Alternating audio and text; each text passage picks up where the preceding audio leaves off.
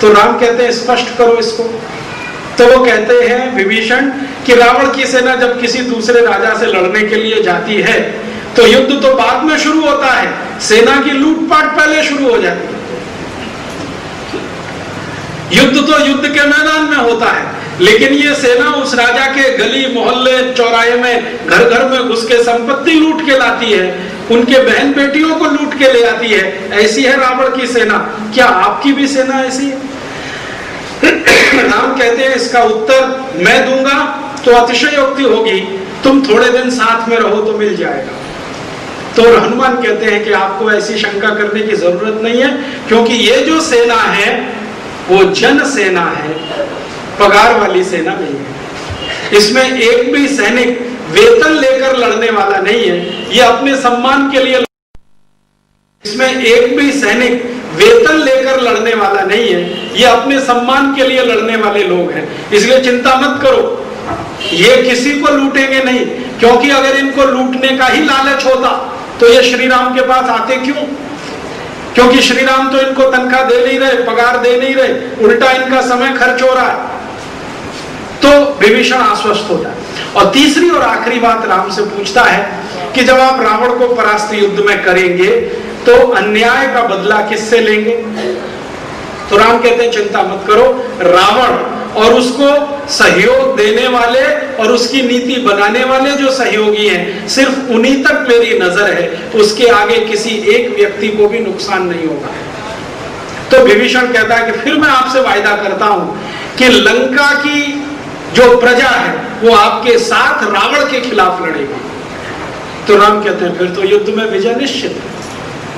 और उसी समय विभीषण के मन से ये निकल जाए, उसके मन में शंका ना रहे, तो राम उसका राज तिलक वहीं समुद्र के पानी और बालू से करते हैं कि आज से हम तुम्हें लंका का राजा घोषित करते हैं।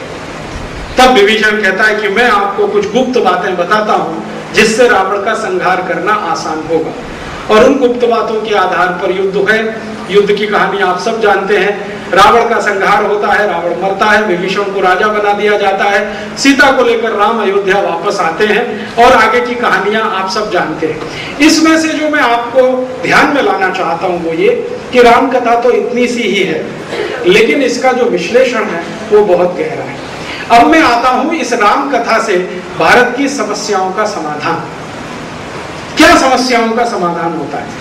राम जी का पहला स्टेटमेंट जो आपने को मैंने कोट किया, जो सबसे ज्यादा गंभीर और ऊंचाई वाला है, वो ये कह रहे हैं कि राज्य होता है आर्थिक लूट से प्रजा को बचाने के लिए, और राज्य बचाने के लिए सेना होती है, सेना के लिए सैनिक होते हैं, और धन शक्ति की जरूरत होती है, लेकिन धन शक्ति शोषण आधारित नहीं। ये अब हिंदुस्तान की आज की समस्या क्या है और इसका समाधान इसमें से क्या निकलता है? आज का जो राज्य है हमारे देश का, जिसको अलग अलग राजनीतिक दल चला रहे हैं, वो किसी भी नाम से हो, नाम लेके बात करने की जरूरत नहीं।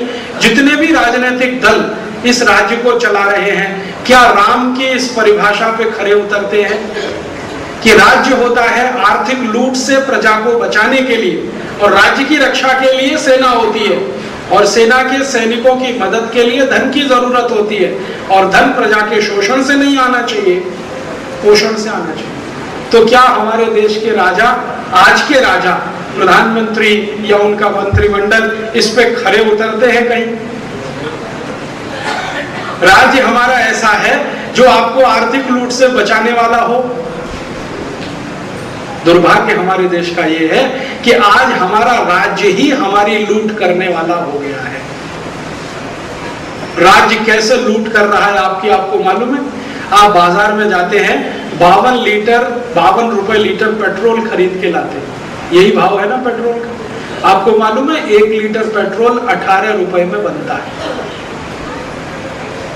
1 लीटर पेट्रोल 18 रुपए में बनता है और आपको 52 रुपए का बेचा जाता है। कितना लूटती है आपकी सरकार आपको? अगर 18 रुपए लीटर का पेट्रोल 36 रुपए लीटर में आपको बेचा जाए तो 100% लूट हो गई। और 18 रुपए लीटर का पेट्रोल 36 के आगे 18 और जोड़ दो, 200% लूट हो गई। और ये लूट आपकी ही सरकार कर रही है, माने आपका राज्य ही आपको लूट रहा है। और राम बोलकर गए हैं कि राज्य का काम है प्रजा की लूट को रोकना, और इस समय हमारा राज्य प्रजा को ही लूटने में लगा हुआ है। ये पेट्रोल का तो एक उदाहरण दिया। आपको मालूम है आप जिंदगी में कितने टैक्स भरते? सवेरे से शाम तक आप जितनी चीजें अपने जीवन में इस्तेमाल करते हैं, इन सभी वस्तुओं पर प्रत्यक्ष और परोक्ष रूप से 64 तरह के टैक्स लगते हैं। 64 तरह के। Central excise duty, central sales tax, फिर उसके बाद इनकम टैक्स, फिर कॉर्पोरेट टैक्स, फिर वैल्यू एडेड टैक्स, फिर स्टेट लेवल पे ढेर सारे टैक्स, टैक्स ही टैक्स। और ये एक तरह की लूट है। तो राम जी तो कह रहे हैं कि राज्य होता है प्रजा को लूट से बचाने के लिए, और यहाँ राज्य बन गया है प्रजा को लूटने के लिए। तो राम राज्य है इस देश में?